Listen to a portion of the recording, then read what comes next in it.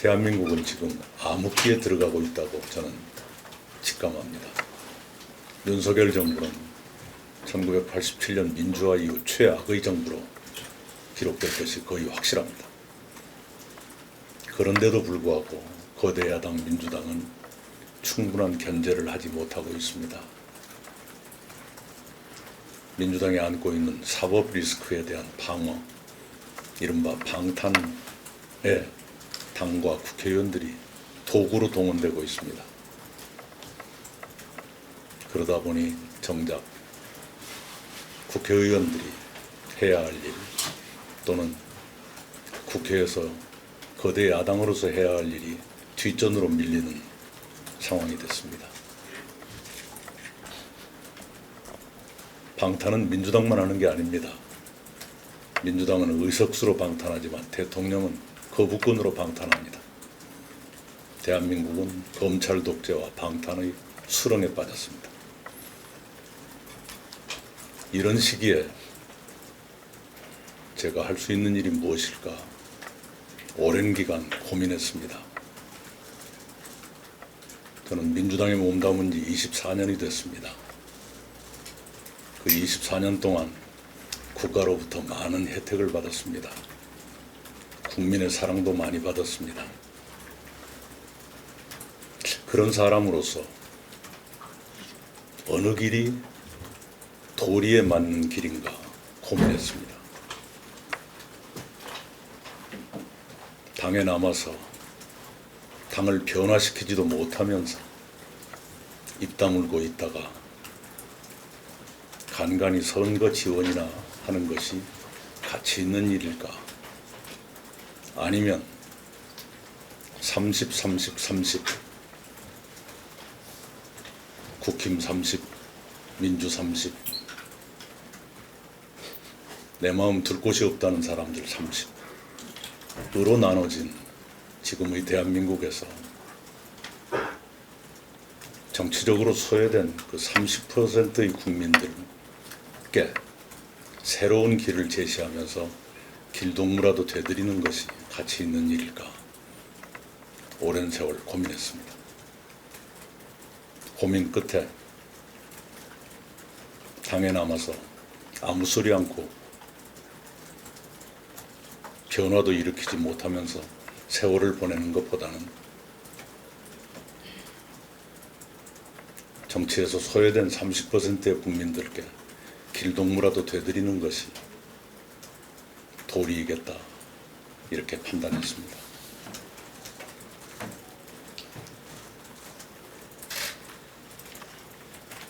어떤 사람은 배신이라고 말합니다. 그러나 저는 되묻습니다. 국가로부터 이렇게 혜택을 받은 사람이 국가가 잘못 가고 있다는 걸 뻔히 알면서도 아무 소리 않고 따라가는 것이 옳은 일인가? 그것이 잘못이라고 지적하면서 그걸 고치기 위해서 노력하는 것이 그것이 오히려 충성 아닌가? 어느 것이 배신인가? 저는 국가를 위해서 자기 한 몸을 던져서 변화를 일으키도록 노력하는 것은 국가에 대한 충성이라고 생각합니다.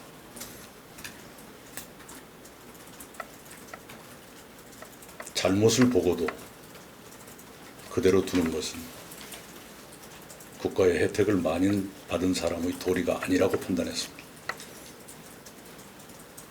제가 가려고 하는 길은 꽃길이 아닙니다. 막상 나와보니 몹시 춥습니다. 그래도 누군가는 해야 할 일이고 제가 그 길을 외면하는 것은 오히려 또 다른 배신일 거라 생각해서 이 길을 가고 있습니다. 우리 전국 도민들 비롯해서 국민 여러분이 이해하고 도와주시기 바랍니다. 지금 대한민국은 침몰로 갈 것이냐 아니면 지속 가능 국가로 회복할 것이냐의 마지막 기로에 있습니다. 이 기회를 놓치면 추락이 아니라 침몰로 갈 것이라고 저는 본능적으로 직감합니다. 그걸 보면서도 내버려 둘 수가 없습니다. 제 남은 인생을 바쳐서라도 대한민국이 침몰로 가는 것만은 막아야겠다. 그것이 국가의 혜택을 받은 사람의 마지막 도리이고 충성이라고 저는 생각합니다. 예, 기자 여러분 질문 받겠습니다. 먼저 이제 신당 창당과 관련해서 이제 호남권에서도 이제 시도당을 창당해야 될 텐데 우리 전라북도 도당은 뭐 빠르면 뭐 다음 주 이 정도에 창당을 할 것이라는 이런 얘기들이 나오고 있어요. 전라북도 도당 그 창당 시기나 도당 새로운 위원장이 있을 텐데 어떤 인물들이 그 물망에 오르고 있는지 좀 답변 좀 해주시죠. 네, 27일로 예정하고 있습니다. 그래서 저희 동지들이 준비에 착수했습니다. 도당위원장은 아직 결정되지는 않았습니다만 인품이 좋으시고 또 지역사회의 신망을 받는 분들 가운데서 위원장이 나오실 거라고 봅니다. 그리고 선거에 근접해 갈수록 더 참신한 신인들을 모셔서 저희가 하려고 하는 새로운 정치가 무엇인가 하는 것을 전북 도민들께 보여드릴 수 있기를 바랍니다. 전북 도당뿐만이 아니고 일괄적으로 그때가 다 창당 이렇게 하는 건가요? 네, 우선 정당법은 5개 시도당 이상의 창당을 요구하고 있습니다. 저희들이 그 일정을 이행하려고 계획하고 있고요. 혹시 그 안에 연대나 통합의 얘기가 나올 수 있기 때문에 그런 협의의 결과에 부응할 수 있는 상태로 가겠습니다. 그 관련해서요, 그 YTN 오정근 네. 그 아까 말씀하실 때 이제 내 마음 갈 곳 이런 30% 네네.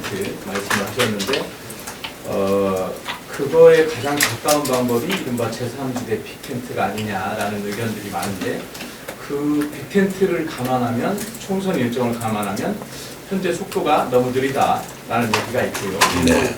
그 제3지대 빅텐트를 구상하시는 분들도 일부 그런 얘기를 하고 있는데요. 그에 대한 질문 하나 있고요. 이건 좀 개인적인 질문인데요.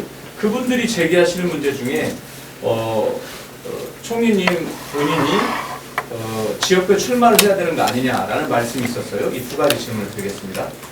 네, 우선은 선거로부터 역산할 경우에 2월 초순을 넘기지 않는 것이 좋습니다. 네, 그 일정에는 맞추도록 모든 노력을 다 해야 한다고 생각을 합니다. 아마도 이번 주가 큰 분수령이 될 걸로 보입니다. 내일이면 이제 새로운 주가 시작되는 월요일이기 때문에 기자 여러분께서 감지할 수 있는 어떤 일들이 생길 수 있을 것이다 이렇게 생각을 합니다. 저의 거취에 대해서는 총선에 출마할 생각이 없다는 얘기를 꽤 오래전부터 해왔습니다. 정치인이 국민 앞에 한 얘기를 쉽게 바꾸는 것은 옳지 않다고 생각합니다. 다만 저희 동지들이 충정으로 저에게 출마를 요구하고 있는 것을 잘 알고 있습니다. 제가 그런 요구를 주의 깊게 듣고 있다. 이 정도로 말씀을 드리겠습니다. 그 신당 창당에 대해서 계속 지금 얘기를 하시게 될 수밖에 없는 상황을 얘기를 하셨는데요. 지금 이번 선거는 사실은 윤석열 정부에 대한 중간 심판을 하는 선거이기 때문에 좀 당내에서 해결을 하지 그렇게 꼭 나와서 창당까지 해야 되나 하는 아쉬움이 좀 있습니다. 네. 그런 과제들을 좀 안고 있는 상황에서 네. 이렇게 신당을 창당하실 수밖에 없는 그런 이제 입장이 좀 안에서 해결을 볼 수 없는 이런 상황들이었나 이런 좀 얘기를 하나 해주시면 네. 좋을 것 같은데 네. 좀 분열을 해버린 것 같아서 좀 그런 우리들 호남에서 바라보는 목표들이 네. 좀 묘연해지는 거 아닌가라는 생각이 듭니다. 우선은 분열이 아니라 재건이고 확대다, 이렇게 말씀을 드리겠습니다. 저희가 하고자 하는 것은 민주당이나 국민의힘 지지자들을 뺏어가자는 것이 아닙니다. 아까도 말씀드린 것처럼 양당 모두 싫다, 내 마음 갈 곳이 없다 하는 분들을 투표장에 모셔가는 것, 그 일입니다. 양당이 하지 못하는 일을 하겠다는 것이니까요. 그것은 양당 모두 견제할 일이 아니라고 생각합니다. 그래서 민주당으로부터 이미 떠나신 분들을 투표장에 모셔서 그분들을 다시 우군으로 만든다면 야권이 커지는 것이죠. 야권이 재건되는 것이고요. 그것을 그렇게 견제의 대상으로 볼 일은 결코 아니다. 네, 이 말씀을 드리고요. 저도 당내에서 변화를 꾀하려고 노력했지요. 아주 조용한 방식으로요. 그러나 그게 무망하다는 걸 여러 차례 확인했습니다. 우리 민주당 의원들께서 저에게 저주에 가까운 언어를 동원해서 나가지 말라고 했는데, 제가 미국 유학 중에 강성 당원들이 저 제명 청원을 시작해서 무려 7만 명이 그 서명에 참가했습니다. 미국에 유학 중인 사람에 대해서 그랬습니다. 그때 민주당 국회의원 그 누구도 그 서명을 말리지 않았습니다.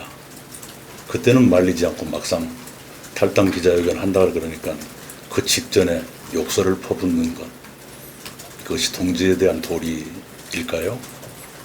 저는 그렇게 생각하지 않았습니다. 그리고 거듭 말씀드리지만 내부에 남아서 변화를 도모하는 것이 불가능하다는 걸 확인하고, 그럼에도 불구하고 아무 소리 못하고 변화도 일으키지 못하면서 묵묵히 따라가는 것이 가치 있는 일일까? 아니면 마음 둘 곳이 없다 하시는 30%의 국민들, 그분들도 국민 아닙니까? 그분들에게 선택지를 드린 그게 더 가치 있는 일일까? 저는 후자가 가치 있는 일이라고 생각했습니다. 잠깐만요. 답변 조금만 더 하겠습니다. 분명히 똑같은 국민인데 그분들께 선택지를 드리려고 하는 사람을 비난하고 그 선택을 봉쇄함으로써 기득권을 유지하려고 하는 것이 옳은 일인가? 저는 옳은 일이 아니라고 생각합니다. 그분들도 국민이지 않습니까? 특히나 민주당은 소외된 사람들을 배려하는 오랜 가치관을 가지고 있습니다. 그러면 마음 둘 곳이 없다. 그분들도 정치적인 소외계층입니다. 그분들을 무시하고 선택지를 봉쇄하자. 그것은 민주당의 오랜 가치에 대한 배반입니다. 네, 말씀하시죠.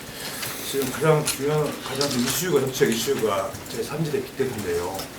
거기에 관련해서는 지금 형님께서 추천하시는 그 당과 개혁신당의 합당이 가장 중요한 이슈로 떠오른 것 같습니다. 그 와중에서 개혁신당의 1호 공약이 65세 이상 노인들의 지하철 무료 탑승 폐지를 내놨는데요. 거기에 대한 입장 한번 말씀해 주시죠. 네, 그것에 대해서는 선택할 수 있는 정책이 몇 가지 있을 수 있다고 생각합니다. 저희들이라고 하는 것은 저뿐만 아니라 제가 민주당에 속해 있을 때 저희 동지들은 그런 대안을 생각했었어요. 지하철의 그 적자구조 해소가 절박한 과제라면 예를 들어서 무임승차 연령을 단계적으로 올려서 올해 65세면 1년 후 또는 2년 후에 66세로 올리고 그 다음에 또 1년 또는 2년 후에 67세로 올리고 해서 단계적으로 70세까지 올리는 방안은 어떨까? 그런 등등의 대안을 생각하고 있었습니다.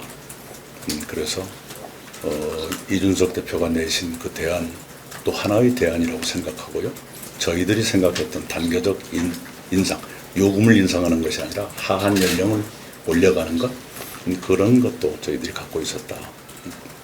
이 말씀을 드립니다. 그게 특별하게 반대하거나 그러지 않다고 받아들이면 될까요? 서로 다른 대안을 생각하고 있었다. 네. 뭐 어떤 대안이든 협의할 수는 있는 것이죠. 네. MBC 차영입니다. 그 총선 뭐 사실은 얼마 시작은 늦었지만 그래도 또 남은 기간도 네. 남지는 않았는데 기본적으로 개혁신당 통합해서 법 야권 제3지대라고 얘기하는 그 희망분에서 어느 정도까지 나중에 생산성을 만들 수 있을지 그런 기본적인 예측과 함께 도민들한테도 한 말씀 주시죠. 예. 우선은 이번 주부터 협의가 본격화될 것으로 보입니다. 그 협의 결과를 지켜봐야겠습니다. 제가 그 협의에 직접 나가는 건 아니기 때문에 뭐라 말씀드릴 수는 없습니다만, 네, 협력의 방법은 몇 가지가 있을 수 있으니까요. 서로 합의가 되는 방식으로 가야 되겠지요. 그리고 전북 도민 여러분, 지금의 양당 구도는 대단히 비정상적인 것입니다.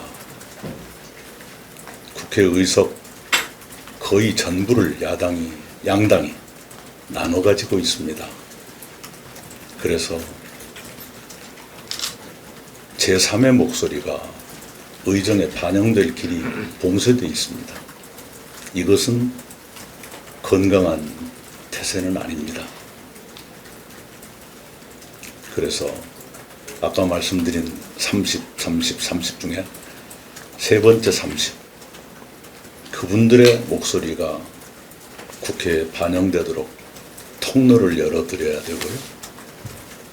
또 그런 분들에 속한 분들 또는 양당의 기득권이라는 벽에 막혀서 정치 참여의 기회를 얻지 못했던 분들, 그분들께 기회를 드리고, 그래서 그분들이 새로운 목소리를 의정에 반영하고 국정에 투영되도록 하고, 이것은 대한민국의 안정적 발전에 꼭 필요하다고 생각합니다. 그 길을 열어주시도록 전북 도민 여러분이 도와주셨으면 좋겠습니다. 이것은 제가 뭘 더 해보고자 해서 하는 얘기가 아닙니다. 저 나름의 애국심이고,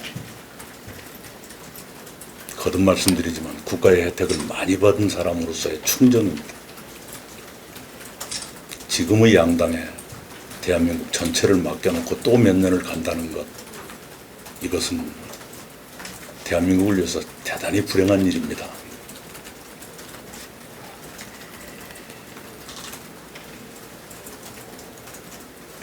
저 유시스 네네.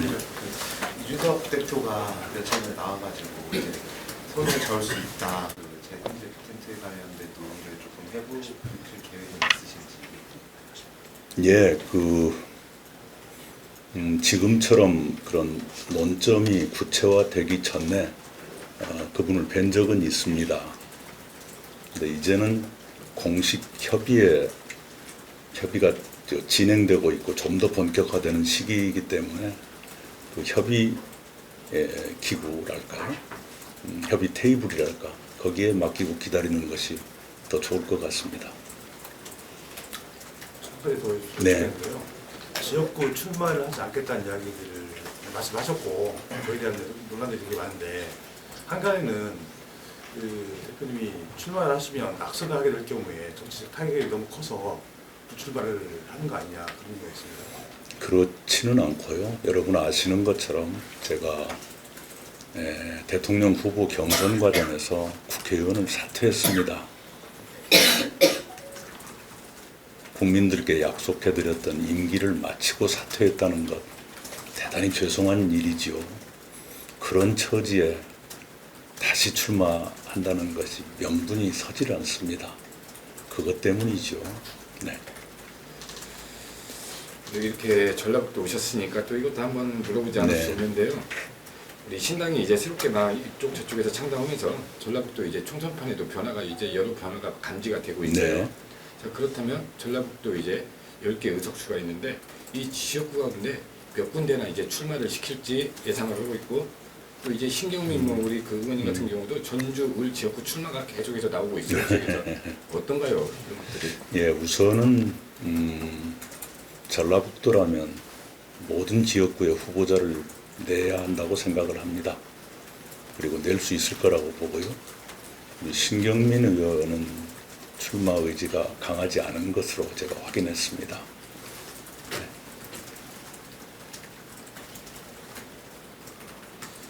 출마 의지가 강하지 않은 것으로 확인이 됐다고 하셨는데 이 말씀은 곧 이쪽을 염두에 두고 있지는 않다. 네, 아니 이쪽뿐만 아니라 이번에 네, 다시 선거에 나설 생각이 별로 없어 보이더라 그런 얘기입니다.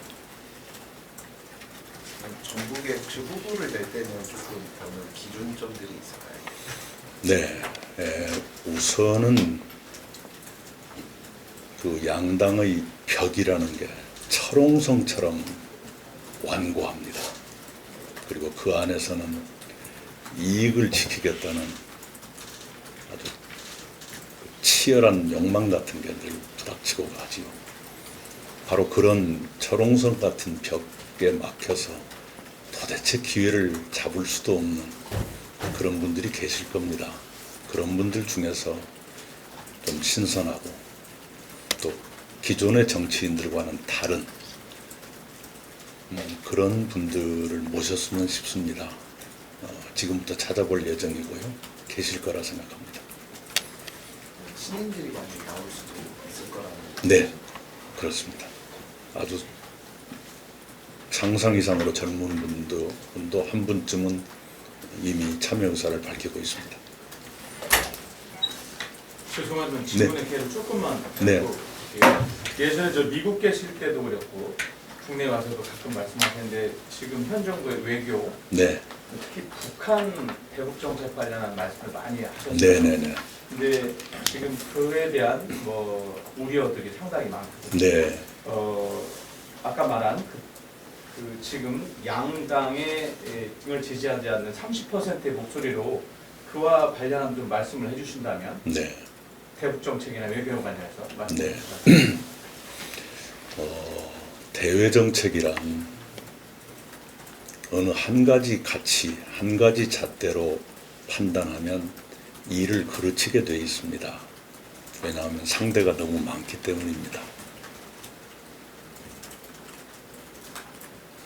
지금 정부는 한미일 공조 강화만 하면 모든 것이 해결될 것이라는 착각에서 대외 정책을 폈습니다. 지금까지. 그러다 보니까 남북 관계가 악화되고 한중 관계도 악화되고 한러 관계도 악화됐습니다. 그리고 한반도가 한미일 대 북중러의 대결 구도로 재편된 상황인데 그것은 꼭 윤석열 정부 탓이라고만 말할 수는 없지만 그러나 그 상황을 악화시키고 있는 것은 윤석열 정부인 게 틀림없습니다. 제가 드리고 싶은 그 대안은 한미일 협조를 강화하더라도 동시에 북중러와의 안정적 관계를 반드시 병행해 가야 됩니다. 그리고 한중 관계는 가능하다면 우호적 관계로 또 한러 관계도 우호적 관계를 회복할 수 있다면 좋고요. 남북 관계도 최소한 안정적 관계로 가져가야 합니다. 그런데 그걸 지금 못하고 있기 때문에 한중 관계 악화가 경제에까지 타격을 주게 되고요. 한미일 대 북중러 대결 구도로 되다 보니까 한반도의 군사적 긴장이 고조돼서 상당수 국민이 전쟁을 걱정하게 되는 처지까지 됐습니다. 이 정부가 안보를 입으로 떠들고 있는데요. 안보는 입으로 강화되는 게 아닙니다. 그리고 안보만 강화한다고 평화가 되는 게 아닙니다. 한쪽이 안보를 강화하면 상대편도 반드시 안보를 강화하게 되어 있습니다. 그것이 평화라고 보는 사람은 아무도 없습니다. 요컨대 안보는 조용히 내실 있게 강화하면서 평화 대화를 병행해 가야만 되는데 평화 대화 없이 안보만 강화한다고 떠들면 오히려 평화가 깨지는 그런 상황이 되거든요. 지금 대한민국이 그렇게 놓여 있습니다. 그래서 지금이라도 그 태도를 바꿔야 하는데 그러지 못하고 있습니다. 사실은 한중일 정상회담이 작년 후반기에 추진되다가 좌초됐습니다. 저는 그것이라도 됐으면 하는 기대를 냈어요. 그런데 그걸 못했습니다. 김대중 정부처럼 한중일 정상회의를 정례화할 수 있다면 최상인데 우리가 한미일 관계를 강화하면서도 한중일 관계를 강화한다. 그렇게 해야 한반도가 안정이 되거든요. 그런데 지금 한중일 정상회담이 무산됐습니다. 그건 안 좋은 신호지요. 네. 압축해서 말씀드립니다. 한미일 협조 공조 강화는 좋은데 동시에 한중 관계, 한러 관계를 최소한 안정적 그리고 가능하면 우호적 관계로 돌리고 남북 관계도 안정적으로 가져가면서 평화 대화를 병행하라. 이것이 저의 주문입니다.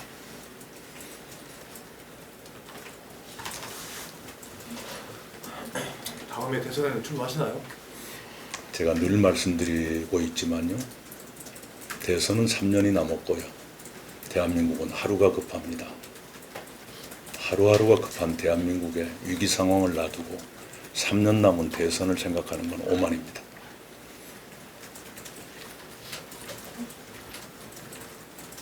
마무리 되겠습니까?